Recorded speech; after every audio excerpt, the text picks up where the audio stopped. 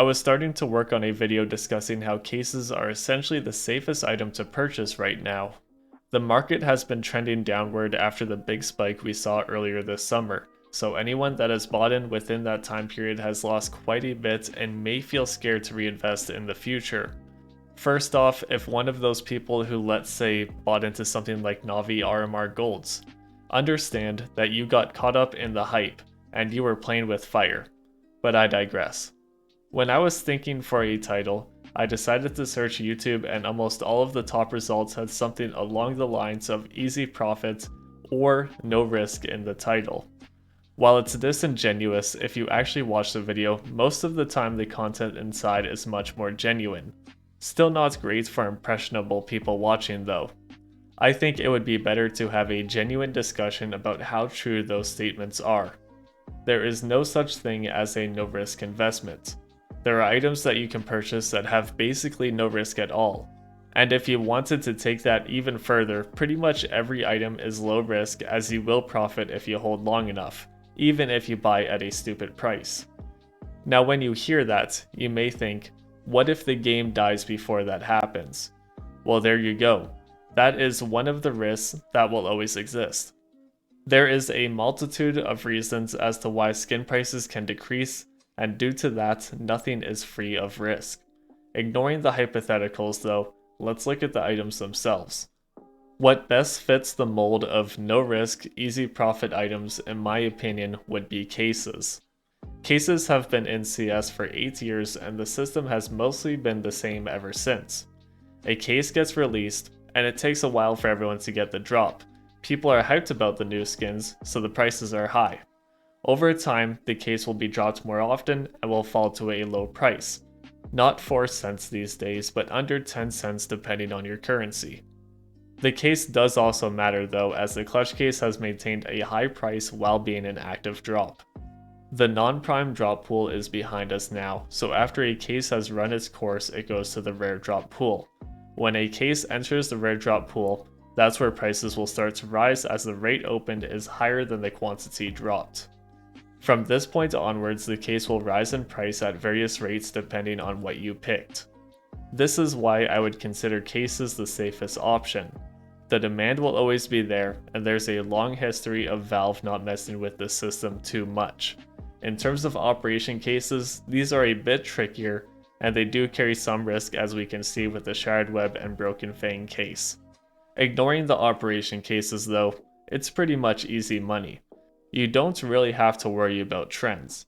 Even if there's a downturn in the player base, people will still be opening cases. You can buy, let's say, 1000 CS20 cases, as they have recently been moved to the rare drop pool. Not even touch those cases, you don't even have to touch the game. Let's say you leave for 2 years. You will likely come back with more money than when you left.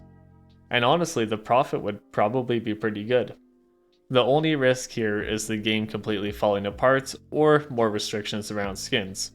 For me, I'd say cases are the safest option. If you are wondering why I don't put stickers on the same level as cases, here's a little clip.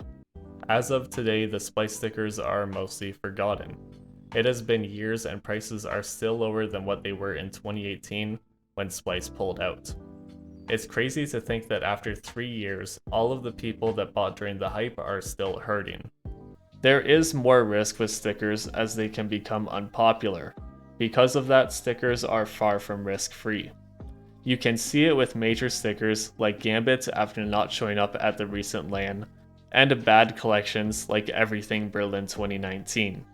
Operation stickers aren't safe either, as Shattered Web is down bad, and we will have to see what happens with Broken Fang. Operation skins would also be a great recommendation for an item with no risk. Skins get traded up so quantity decreases. People will always try to do trade-ups for profit. It hasn't been seen yet, and it wouldn't really make sense from our perspective, but Valve could reintroduce collections. I brought this up before, I forget what video, but it is something I've had on my mind.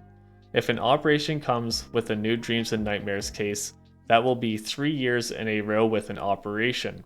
How long do they want to reintroduce new collections?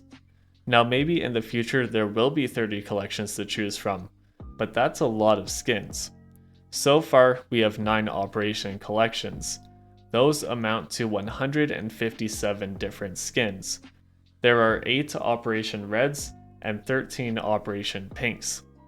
Eventually, it's going to be difficult to keep track of all of the high tier Operation skins, and I don't know what Valve's perspective on that is. Because of that, Operation skins have risk as reintroduction would cause the prices to crash. The original collections were used in 3 operations, and you can see on the graph when the operations were released. With new collections for operations, people have been going insane with skins recently. Personally, I don't think it will happen, but I can't say it's risk-free. I think it does qualify for the easy money category though. Some options are better than others, but operation skins are lucrative in general. Anyways, that's the end of my rant.